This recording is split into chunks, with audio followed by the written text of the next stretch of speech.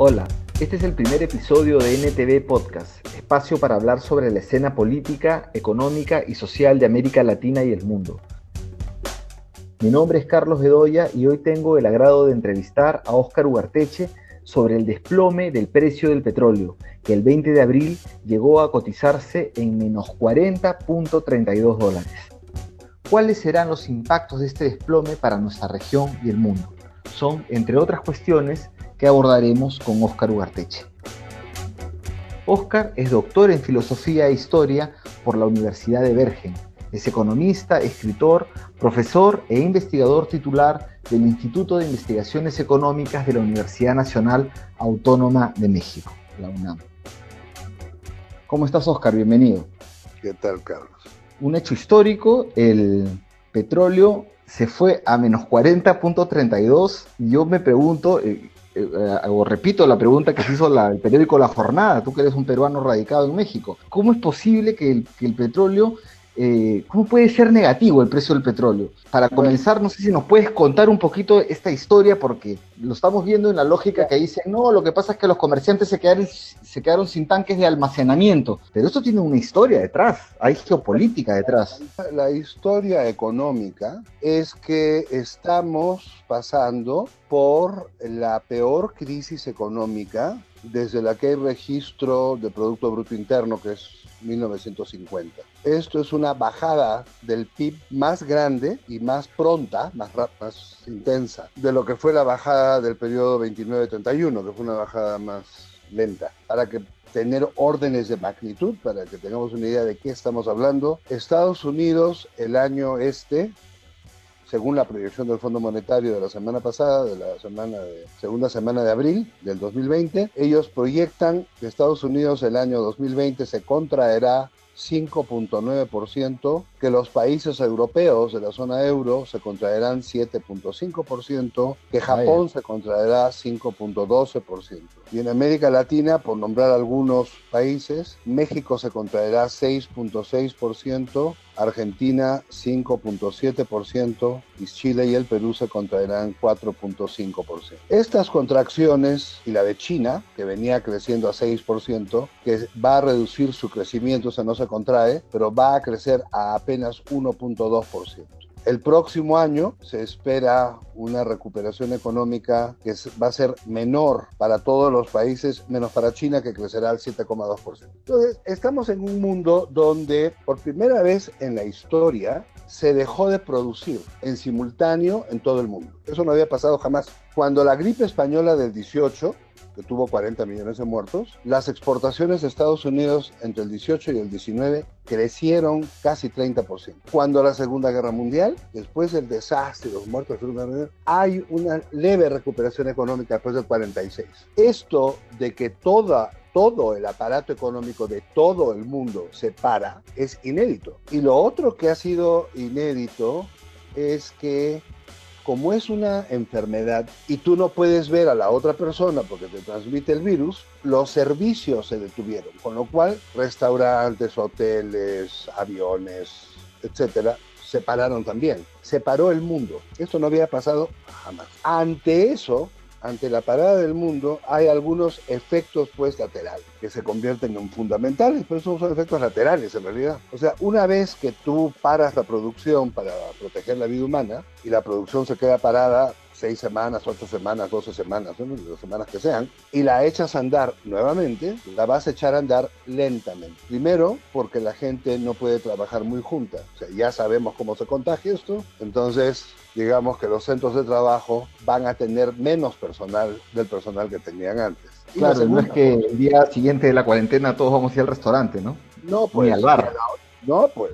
Y la otra cosa es, o sea, no vamos a producir igual y no vamos a consumir igual. Y no vamos a tomar aviones para comenzar tampoco. Y no vamos a tomar aviones. Y además no me queda claro si ya no vamos a tomar aviones como se tomaban antes y si todo el mundo va a pasar al régimen de 2 aviones al año y estas cosas que se recomienda a pacientes que tienen problemas respiratorios. Es decir, no tome usted 2 aviones, tome 2 aviones al año como mucho, tenga cuidado con el aire acondicionado. Pero si vamos a viajar así, el mundo es otro. Es decir, las formas de comunicación van a ser otras. todo eso ha impactado, pero ha impactado sobre precios porque se cayó la demanda de golpe, la demanda de gasolina. El jet fuel de los aviones se cayó, no vuelan aviones casi. El diésel de los barcos se cayó, los barcos pararon. Y la gasolina de los automóviles también se cayó porque se cerrado. Pero esto ha pasado cuando está en marcha un proceso de cambio de matriz energético, porque ya la mitad de la energía o más de España sale de energía solar. La mitad de la energía, me parece que es de Italia, sale de energía solar, y no sé si de Dinamarca. Los chilenos tienen grandes proyectos de energía solar con el desierto de Atacama y uno en el mar. Se están sustituyendo los autobuses a diésel, autobuses eléctricos, de manera masiva. O sea, ya presentaba el mercado de petróleo una ofensiva, digamos, de cambio de matriz.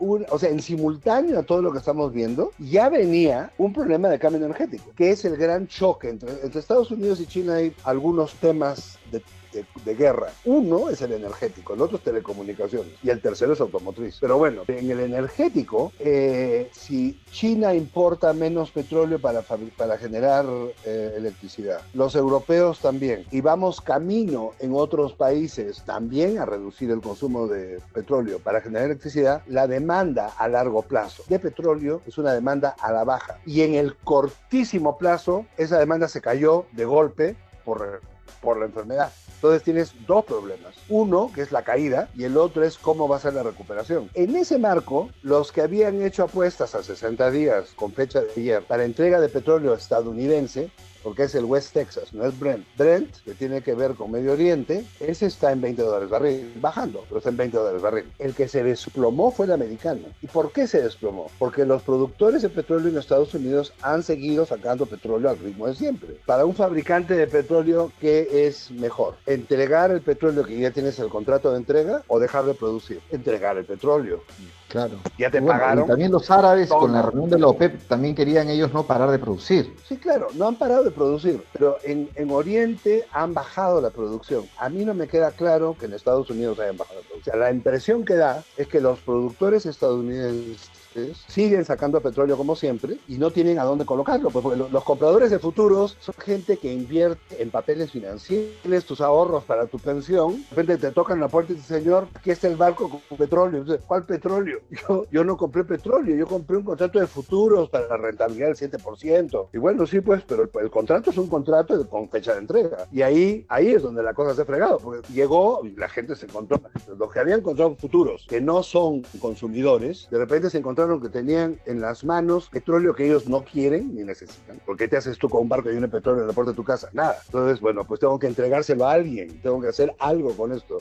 ¿Dónde se deposita para que se venda? Ah, bueno, no hay depósitos. ¿Cómo que no hay depósitos? No hay depósitos. Si usted lo quiere depositar, lo tiene que mandar a no sé dónde. ¿Eso cuánto va a costar? Tanto. Y escuchando esta mañana a un operador de una empresa operadora de petróleo en Ginebra que se llama Transpacífica, me parece que Transpacífica se llama la empresa de operadora de petróleo. Él explicaba que parte del tema era cómo haber sacado el petróleo hasta la costa para poder embarcarlo, porque si no hay en tierra, bueno, lo subes al barco y lo dejas flotando hasta que tengas a quien colocárselo. Pero si la demanda está de bajada, el problema va a persistir. Solamente que no va a persistir con precios de menos 40, sino que va a persistir en la forma de precios de futuros que siguen bajando, de forma tal de que nadie compra y entonces se deja de producir. Yo creo que ahí para allá vamos. Ese es el... Pero ¿cómo llegamos al precio negativo? O sea, yo te pago más bien a ti para que te lleves el petróleo. El negativo fue una sorpresa para todo el mundo porque es inédito. Y además, en términos financieros, uno no puede trabajar con precios negativos, ¿no? Claro. En vez de que yo voy a comprar algo, me pagan porque me lo lleve. Claro, sí, exacto. ¿Qué es lo que está pasando con la tasa de interés? Claro, ahora esto, hay un trasfondo también geopolítico, porque ese mercado petrolero es más en dólares. Y esto no será un ataque al dólar. ¿Hay algo atrás políticamente? Mira, lo que pasó ayer fue que los que tenían los contratos de futuros, el viernes, que tendrían que haber renovado los contratos de futuros por 2 meses para evitar que pasara lo que pasó, no previeron que no iban a tener cómo colocar sus contratos. Entonces no los renovaron y cuando llegó el lunes, ahí tenían los barcos cargados de petróleo en la puerta de su casa. Entonces, y ahora usted aquí tiene tiene los tanques, estos camiones tanques llenos de petróleo. Bueno, señor, acá está su camión tanque. ¿Y yo se qué quedaron hago con los papeles en la mano, no los Claro. pudieron pasar y entonces el petróleo vino a ellos. Ahora yo qué me hago con esto. Y entonces, bueno, pues esto hay que mandárselo a no sé quién, sí, hay que mandarlo. Y bueno, ahí los operadores de petróleo funcionaron. Ellos le vendieron a los operadores de petróleo y los operadores de petróleo dijeron, bueno, está todo muy bien, pero esto tiene para mí un costo operativo. Yo tengo que sacar el petróleo del sitio ese en Oklahoma donde está y llevarlo a donde lo tengo que llevar y eso cuesta tantos dólares barril y ya está, así fue. Ahora, bien, entonces la pregunta si esto era más coyuntural o permanente, tú dices que esto es un poquito más, va a ser más permanente la bajada del precio. La bajada del precio del petróleo va a tener una recuperación en algún momento, pero no va a ser una recuperación a $100 barril de ninguna manera y yo me preguntaría si vamos a regresar a $60, porque yo creo que como la salida de esta crisis, que es una crisis grande, que comenzó ya hace un rato, ¿no? Es con cambio tecnológico y eso no se hace en 20 minutos. Entonces, el piso de esta crisis va a durar un rato largo, puede durar un par de años, 3 años, y en ese piso viene el cambio energético. ¿Te refieres a la crisis básicamente económico-social, económica o a la económica? A la crisis económica. Y dime, hablando de crisis económica, porque esto tiene impactos positivos y negativos. Bueno, para los ambientalistas habrán celebrado el día de ayer que lo que ha sucedido en el mercado de petróleo, pero para las economías productoras de petróleo yo me doy con la sorpresa que Estados Unidos está entre las primeras con esto del fracking. Sí. Es un golpe mortal para Venezuela. Para Venezuela, Colombia y Ecuador es un golpe fatal. Para México es un golpe al gobierno central. Portan poco, pero consumen bastante de adentro. Entonces. Y para los medioorientales es muy fuerte. Esto golpea sobre West Texas, no golpea sobre Brent. O sea, no sobre los países Medio Oriente árabes. sigue en $20 barril. Los impactados son los de la cuenca del Caribe. Esos quedaron golpeados. Ahora, para los países consumidores, digamos, de petróleo de Europa, esto no significa un golpe mayor. En todo caso, para los consumidores. Te baja el precio y entonces el índice de precios al consumidor baja y si el índice de precios al consumidor baja por debajo de la tasa de interés, tienes un cuadro de deflación. A ver, explícanos un poquito de eso, Oscar. Si tú en el proceso de producir, tomas dinero prestado para producir lo que necesitas, ¿no es cierto?, en los próximos 60 días. Tu ganancia, ¿cómo viene? Tú devuelves lo que pagas en intereses y te quedas con una ganancia, ¿no es cierto? Claro. Eso es porque hay una pequeña variación de precios que te permite recuperar por arriba de la tasa de interés. Claro. Ahora, ¿qué pasa cuando está por abajo de la tasa de interés? Digamos, tu margen es un poquito mayor. La tasa mayor. de interés en México es 6 y la tasa de inflación va a ser 1. Entonces, ¿cómo le vas a hacer? Y esto va a pasar, yo creo, en muchos países. Lo vamos a encontrar con que la tasa de interés está largamente abajo de la tasa de inflación. Perdón, que la tasa de inflación está largamente abajo de la tasa de interés y que no hay cómo recuperar el dinero que se invirtió. Y ahí las economías pasan por momentos duros. Para contrarrestar eso es que se ha inyectado liquidez en Estados Unidos. Claro, pero mira, tú comenzabas diciendo en esa entrevista las proyecciones del Fondo Monetario sobre el Producto Bruto Interno, Estados Unidos menos 5.9, Europa, tal. O sea, y con esto el petróleo... El petróleo. Antes de la bajada del petróleo. Claro. O sea, la bajada del petróleo ha sido ayer. Estas sí. Son proyecciones que tienen una semana. Que salieron. Lo que pasa es que salieron publicadas ayer, pero tienen la última vez que se revisaron fue hace 7 días. Entonces, ayer, esta mañana, o sea, hoy tomamos nota de la bajada del precio del petróleo, miramos estos números y entonces estos números van a ser peor que esto. Va a ser mucho peor que esto. O sea, las proyecciones del Fondo Monetario se van a quedar cortas. Con la debacle económica que se origina. Claro, sí. Es un ajuste económico muy duro, ¿no? Sí, es fuerte. Para economías como la peruana o la economía chilena, ya que los has puesto juntos con el 4.5, según el Fondo Monetario, de expectativa de crecimiento, ¿no? Menos 4.5. ¿Cómo afecta esto del petróleo? Pues va a llevarlo del 4.5 porque se cae el petróleo, pues se cae el cobre, se cae todo lo demás. El petróleo es el dinero de todos, pues se van a caer todos. Porque el consumo mundial se ha caído, todo el consumo mundial se ha caído, entero. Bueno, entonces nos queda claro que esto del petróleo, digamos, a corto plazo no es ninguna buena noticia.